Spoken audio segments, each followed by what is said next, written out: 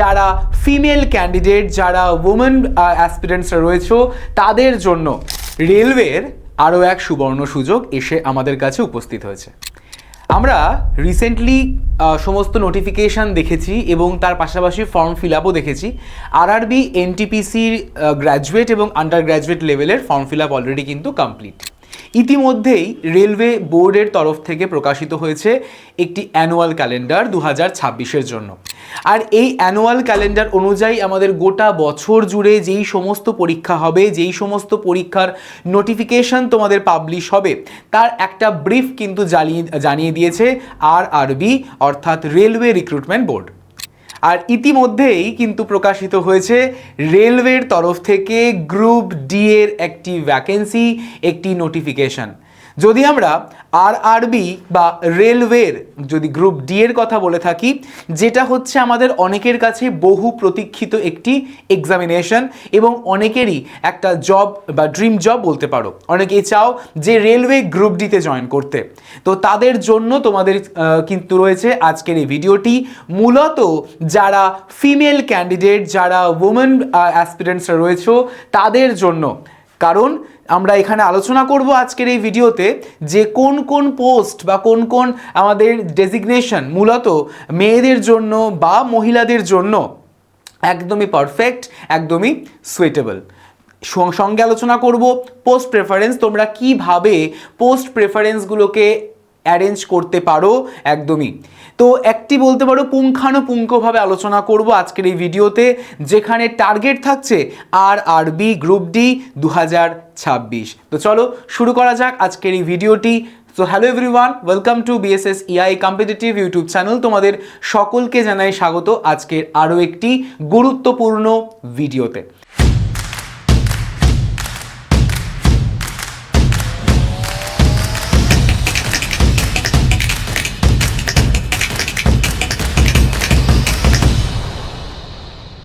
তো post preference আমাদের সম্প্রতি আরআরবি বা রেলওয়ে রিক্রুটমেন্ট বোর্ড গ্রুপ ডির যে নোটিফিকেশন, সেই নোটিফিকেশন জারি করেছে, কিন্তু ডিটেলড নয়। ডিটেল নোটিফিকেশন কিন্তু আসতে চলেছে খুব শীঘ্রই। তার আগে একটা শর্ট নোটিশ জারি করেছে এবং সেই শর্ট নোটিশ অনুযায়ী আমাদের যে আরআরবি গ্রুপ ডি তার ফর্ম ফিল আপ কিন্তু শুরু হতে চলেছে আগামী 21 জানুয়ারি থেকে। ঠিক আছে, আগামী 21 জানুয়ারি 2026-এ কিন্তু ফর্ম ফিল আপ শুরু হবে এবং সেটা শেষ হবে 20 ফেব্রুয়ারি 2026। তার আগেই মানে ফর্ম ফিল আপ যেদিন থেকে শুরু হয় তার ঠিক আগের দিন কিন্তু একটি ডিটেল নোটিফিকেশন প্রকাশ করে railway recruitment board. RRB group ডির ক্ষেত্রেও কিন্তু তার কোনো ব্যতিক্রম হবে না। তো সেটাই জানিয়েছে যে আরআরবি গ্রুপ ডি 2026-এর যে রিক্রুটমেন্ট, সেই রিক্রুটমেন্টের ডিটেল নোটিফিকেশান আমাদের 20 জানুয়ারি 2026-এ প্রকাশ হবে এবং 21 জানুয়ারি থেকে এটার ফর্ম ফিল আপ শুরু হবে এবং ফর্ম শেষ হয়ে যাবে, মানে ফর্ম ফিল আপ ওভার হবে কিন্তু 20 ফেব্রুয়ারি 2026-এ। এবং বলে রাখি সকলকে যে আরআরবি গ্রুপ ডি এটা নিয়ে কিন্তু অনেকই সমস্যা হচ্ছিল, অনেকই কোর্ট কেস হয়েছে 2024-এর যে এক্সামিনেশনটি, রাইট, 2023-24-এর যে পরীক্ষাটি, মানে যেটা ফর্ম ফিল আপ হয়ে গেছিল, যার পরীক্ষা 2025-এ চলছে এবং 26-এর শুরুর দিকেও কিন্তু রয়েছে, শিডিউল রয়েছে রিভাইজড অবস্থাতেও। তো এই এক্সামিনেশনটিকে নিয়ে কিন্তু অনেক জল্পনা কল্পনা হয়েছিল, কিন্তু আলটিমেটলি পরীক্ষা একদম সুষ্ঠুভাবেই হচ্ছে, ভালোভাবে কিন্তু হচ্ছে, একদমই রেলওয়ের প্রেজেন্ট যে প্যাটার্ন বা ট্রেন্ড, সেই ট্রেন্ডকে ফলো করে। তো 2026-এও কিন্তু এর কোনো ব্যতিক্রম হবে না। তো আরআরবি গ্রুপ ডির যে নোটিফিকেশন সেটা অবশ্যই করে আসতে চলেছে 20 তারিখ, অর্থাৎ 20 জানুয়ারি। ফর্ম ফিল আপ টাইম মতো হয়ে যাবে, অনলাইনের মাধ্যমে তোমরা ফর্ম ফিল আপ করতে পারবে। যদি তোমাদের বলে রাখি যে সিলেকশন প্রসেসটা ঠিক কীরকম, সিলেকশন প্রসেস যেমন তোমাদের হয়, প্রথমে হচ্ছে কম্পিউটার বেসড টেস্ট অর্থাৎ সিবিটি, তারপর তোমাদের কিন্তু হচ্ছে ফিজিক্যাল এফিসিয়েন্সি টেস্ট বা পিইটি, রাইট, এবং তারপর হয়ে যাচ্ছে ডকুমেন্ট ভেরিফিকেশন এবং মেডিকেল এক্সামিনেশন। তো আলটিমেটলি একটা কম্প্যাক্ট প্রসিডিওরের পর তবেই কিন্তু সিলেকশন হয়ে যায়। এবার তোমাদের প্রশ্ন হচ্ছে যে স্যার, এই যে আরআরবি গ্রুপ ডির কথা বলছেন, এখানে ঠিক কিভাবে আমরা পোস্ট প্রেফারেন্স দেব, ঠিক কীরকমভাবে আমরা পোস্ট প্রেফার করব সেটা যদি কাইন্ডলি একটু বলে দেন, কারণ এই রকমের প্রশ্ন বা এই রকমের কোয়ারিজ আমি অনেক কিন্তু রিসিভ করেছি। তো সেই দিকেই আমরা আস্তে আস্তে এগোচ্ছি। চলো শুরু করা যাক। সবার আগে আমাদের কিন্তু জানতে হবে যে এই আরআরবি গ্রুপ ডির বেসিক্যালি কি কি ধরনের পোস্ট হয়। যদি আমরা পোস্টের কথায় আসি তাহলে পোস্টের মধ্যে প্রথমেই থাকছে কিন্তু অ্যাসিস্ট্যান্ট ওয়ার্ক, মূলত ওয়ার্কশপে যেই কাজকর্মগুলি হয়ে থাকে, মূলত যেগুলি আমাদের রেলওয়ের গ্রুপ ডি স্টাফেরা করে থাকে, সেই একটি কাজ হচ্ছে এই অ্যাসিস্ট্যান্ট ওয়ার্ক, যেটা একদমই ফিল্ড ওয়ার্ক নয়। নামে বুঝতে পারছো যে এই ওয়ার্কশপ যেহেতু, তো ডেফিনেটলি এটা আমাদের ইনডোর জব, ডেফিনেটলি এটা আমাদের ইনডোর জব থাকছে, যেই জবটির ক্ষেত্রে বোথ মেল এবং ফিমেল দুজনেই কিন্তু অ্যাপ্লাই করতে পারবে, দুজনেই কিন্তু আমাদের কাজ করতে পারবে। ঠিক আছে, কোনো রকমের আলাদা কিছু নেই। বেসিক্যালি যেই পোস্টগুলি রয়েছে সেই মানে সমস্ত পোস্ট সকলের জন্যই, বোথ ফিমেল এবং মেল। বাট স্টিল আমি তোমাদের মানে বেসিক্যালি বলে দেবো, মেনলি হাইলাইট করব কোনগুলো, মেনলি হাইলাইট করব যেগুলো তোমাদের অনলি ফর ফিমেলস, মানে অনলি ফর ফিমেলস বলতে ফিমেলরা বেশি করে তোমরা কিন্তু ট্রাই করতে পারো এই পোস্টগুলোর প্রেফার করার জন্য। ঠিক আছে, তো সবার প্রথমে থাকছে আমাদের অ্যাসিস্ট্যান্ট ওয়ার্ক, যেটা আমাদের মূলত ওয়ার্কশপ।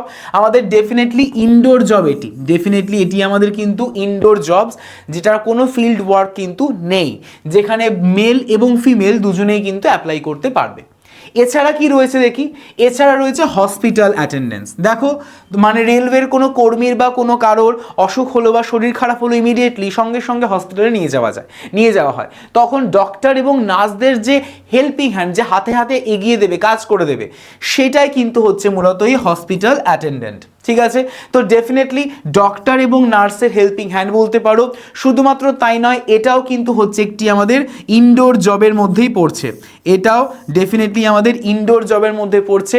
এবং এই যে কাজটা, এই কাজটা হচ্ছে একদমই ফিমেলদের জন্য সুইটেবল, ফিমেলদের জন্য একদমই perfect.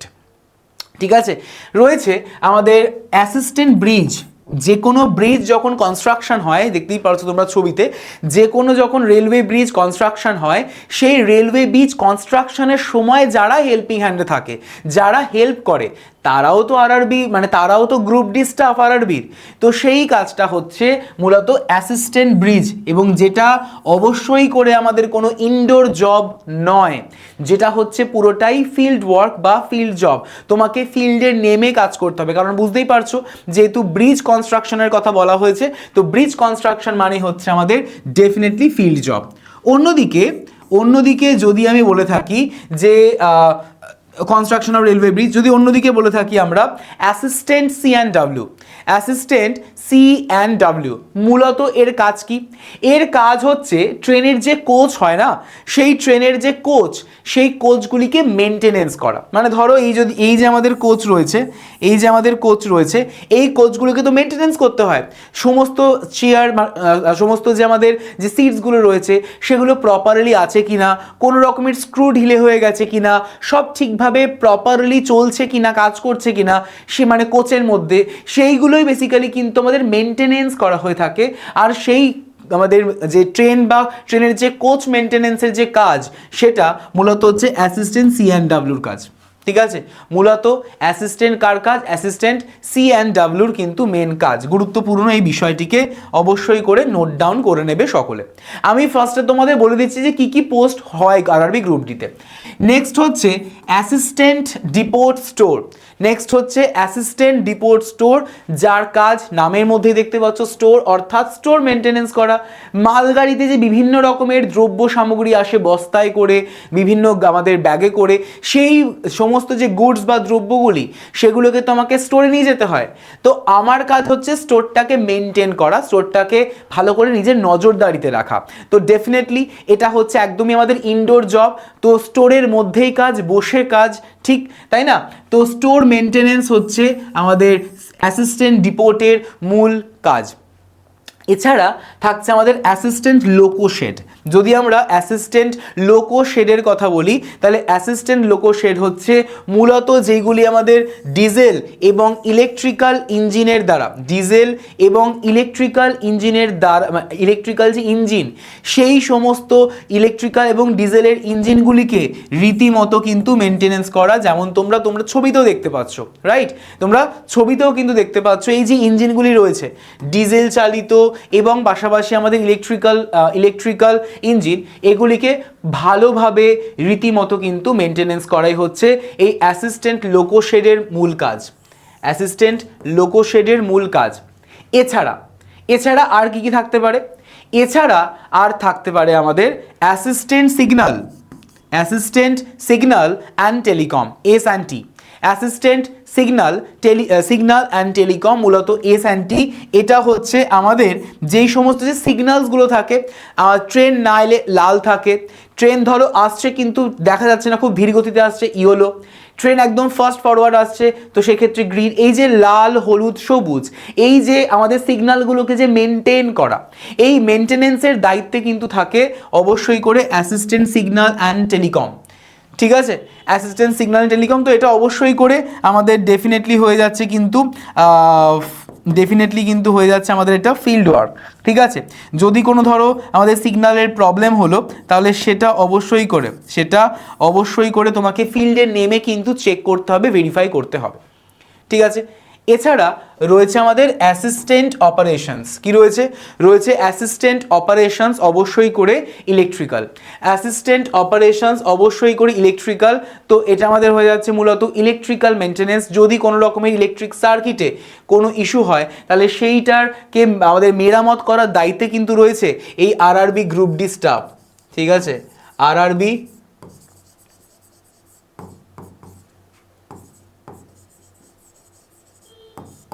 RRB group D staff কিন্তু সেটা রয়েছে। তো অবশ্যই করে এই অ্যাসিস্ট্যান্ট অপারেশনস ইলেকট্রিক্যাল মেনটেনেন্সের তার কিন্তু কাজ এটি হয়।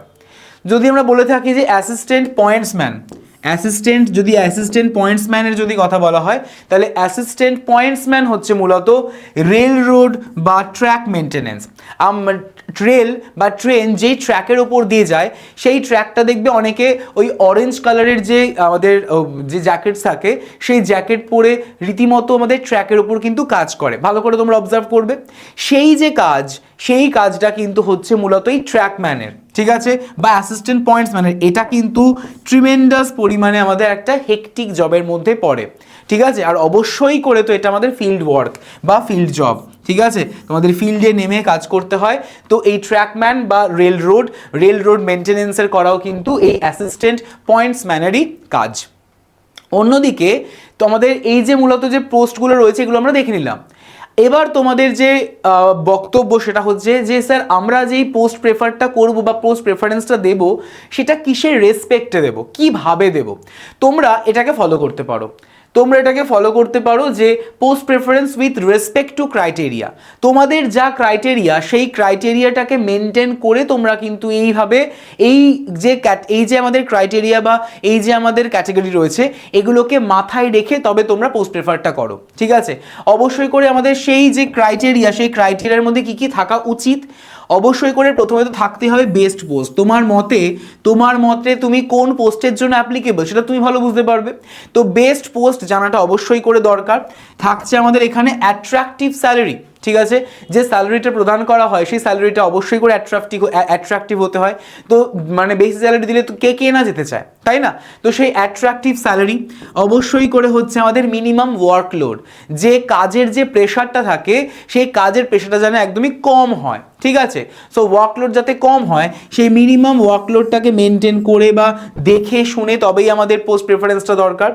যেই পোস্টের ক্ষেত্রে আমাদের প্রমোশনটা খুব ফাস্ট যে প্রমোশন, সেই ফার্স্ট প্রমোশনটা গুরুত্বপূর্ণ, ফার্স্ট প্রমোশনটা দেখতে হতে হবে।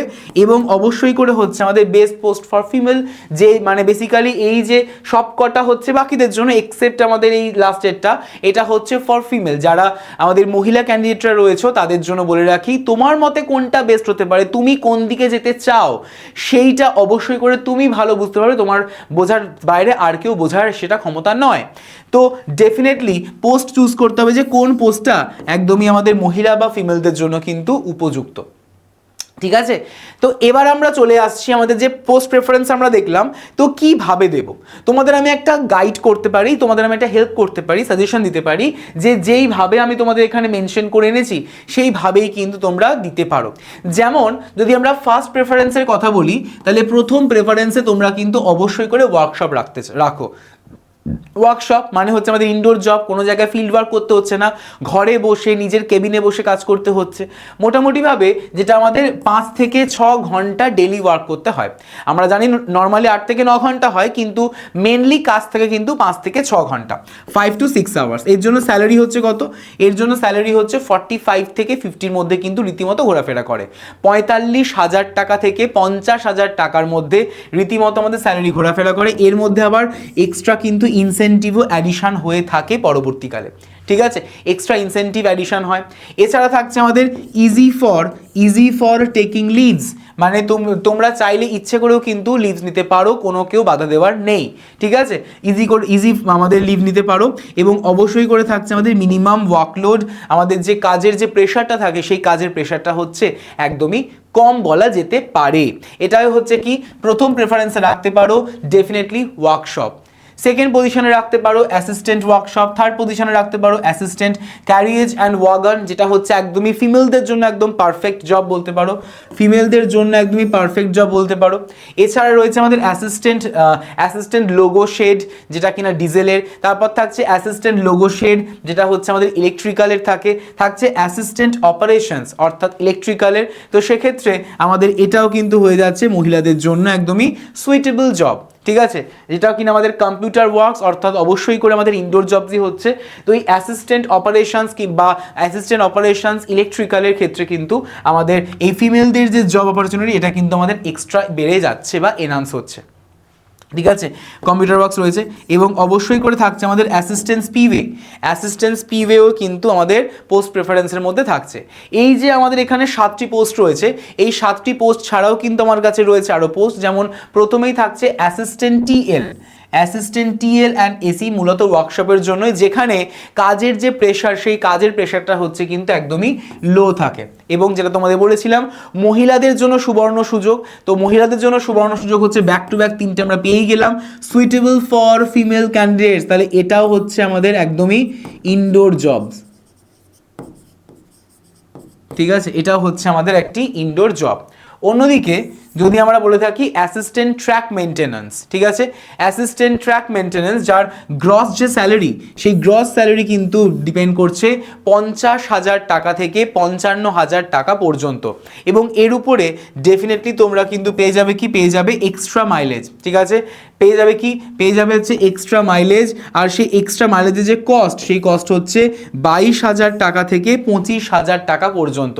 তাহলে এইদিকে তুমি গ্রস স্যালারি পাচ্ছ, তার সঙ্গে আবার এক্সট্রা মাইলেজও এক্সট্রা মাইলেজের জন্য কষ্ট পাচ্ছ। সেটা কত? সেটা হচ্ছে 22 থেকে 25,000 টাকা। আর গ্রস স্যালারি হচ্ছে 50 থেকে 55K। তাহলে যদি আমি ক্যালকুলেশনও করি তাহলে মোটামুটিভাবে 72K হয়ে যাচ্ছে একদম ইনিশিয়ালি, ঠিক আছে। আর কি চাই? এটাই তো আমরা চেয়েছিলাম এতদিন ধরে, তাই না? এবং ডেফিনেটলি এর ক্ষেত্রে কিন্তু যে মেডিকেল স্ট্যান্ডার্ডটা আমাদের মেনটেন করা হয় সেই মেডিকেল স্ট্যান্ডার্ডটা কিন্তু একটু হলেও কিন্তু সেক্ষেত্রে হচ্ছে ডিফিকাল্ট বা একটু টাফ, ঠিক আছে। টাফ মেডিকেল স্ট্যান্ডার্ড আমরা কিন্তু পেয়ে থাকি মূলত এই অ্যাসিস্ট্যান্ট ট্র্যাক মেনটেন্যান্সের মধ্যে। অন্যদিকে যদি আমরা অ্যাসিস্ট্যান্ট টিআরডির কথা বলি, তাহলে অ্যাসিস্ট্যান্ট টিআরডির ক্ষেত্রে কিন্তু থাকে একদমই এক্সট্রা রিস্ক। কাজের মধ্যে অবশ্যই করে রিস্ক ফ্যাক্টর তো কাজ করেই, তো সেই কাজের মধ্যে এক্সট্রা রিস্ক হচ্ছে কিন্তু আমাদের এই অ্যাসিস্ট্যান্ট টিআরডি, ঠিক আছে, বা হাই রিস্ক। এবং 11 নম্বরে তোমরা দিতে পারো পয়েন্টসম্যান বি, যেটাও কিন্তু একটা আমাদের রিস্ক জব, ঠিক আছে। এবং আমরা যেমন প্রথম দেখলাম ফার্স্ট পজিশনে রাখতে পারো বা ফার্স্ট প্রেফারেন্সে রাখতে পারো ওয়ার্কশপ, ঠিক সিমিলারলি লাস্ট যে প্রেফারেন্স সেই লাস্ট প্রেফারেন্সে কিন্তু রাখতে পারো ট্র্যাক মেনটেনেন্স, ঠিক আছে, বা ট্র্যাক মেনটেনার। মানে মূলত পুরোটাই হচ্ছে কিন্তু একটা ফিল্ড ওয়ার্ক, একদম জমিতে নেমে রাস্তায় আমাদের ফিল্ডে নেমে কিন্তু কাজ, এটা ইনডোর কোনো তো ব্যাপারই নেই। ট্র্যাক মেনটেন করা খুবই একটা ভাইটাল কাজ, গুরুত্বপূর্ণ কাজ। আর এই ট্র্যাক মেনটেন যদি না হয় তাহলেই কিন্তু হতে পারে কিন্তু রীতিমতো অ্যাক্সিডেন্ট, এবং সেটাই আমাদের বর্তমান সময় কিন্তু হয়ে থাকছিল, ঠিক আছে? তো এই ট্র্যাক মেনটেনেন্সটা একদমই একটা ভ্যালুয়েবল, একটা আমাদের দারুণ জব, কিন্তু যেহেতু ফিল্ড ওয়ার্ক তো সেই কারণে আমি এটা তোমাদের লাস্ট প্রেফারেন্স রেখেছি। এবার পুরোটাই তোমাদের উপর, তোমরা চাইলে ওটাকে তোমরা প্রেফারেন্স ওয়াইজ সেটাকে তোমরা চেঞ্জ করে নিতেও পারো। তাহলে আশা করা যায় তোমরা বুঝতে পেরেছো যে পোস্ট প্রেফারেন্সে তোমরা কীভাবে দেবে, কিসের ভিত্তিতে দেবে, এবং মহিলারা মূলত কোন পোস্টগুলোকে মেনলি ফার্স্টের দিকে রাখার চেষ্টা করবে, সমস্ত কিছু আমরা খুঁটিনাটি বিষয়গুলো কিন্তু দেখে নিলাম। যদি কোনো রকমের কোনো জিজ্ঞাসা থাকে ডেফিনেটলি তোমরা কিন্তু এই নাম্বারে আমাকে হোয়াটসঅ্যাপ করে লিখে দেবে, হোয়াটসঅ্যাপ করে আমার সঙ্গে কানেক্ট করতে পারো, ঠিক আছে? এবং তোমাদের জন্য আমরা অর্থাৎ ফুল বিএসএসসিআই টিম কিন্তু নিয়ে এসেছি একটা অত্যন্ত গুরুত্বপূর্ণ ইনিশিয়েটিভ। তার জন্য সকলে কিন্তু আমাদের বিএসএসসিআই টিমের সঙ্গে জুড়ে থাকতে ভুলো না, যারা অবশ্যই করে টার্গেট করছো RRB group D. RRB group D 2026 অবশ্যই করে তোমাদের জন্যই। আর 26 সাল তোমরা যদি ভালো করে প্রিপারেশনটাকে নাও ডেফিনেটলি কোনো না কোনো জায়গায় তোমরা কিন্তু সেটেল ডাউন হয়েই যাবে। তো সেশনটি যদি মনে হয় ফ্রুটফুল, যদি ভালো লাগে অবশ্যই করে সেশনটিকে লাইক করে ফেলো, শেয়ার করে দিও বন্ধুদের মধ্যে, এবং ডেফিনেটলি কমেন্ট করে জানাতে ভুলো না কমেন্ট সেকশনে যে কেমন লাগলো ক্লাসটা। এবং যারা নতুন চ্যানেলে যুক্ত হয়েছো চ্যানেলটিকে অতি অবশ্যই করে কিন্তু সাবস্ক্রাইব করে পাশের বেল আইকনটিকে প্রেস করে রেখো আপকামিং সমস্ত ক্লাসের নোটিফিকেশনগুলিকে অন টাইমে পাওয়ার জন্য। তো সকলে ভালো থেকো। Thank you so much everyone, have a nice day.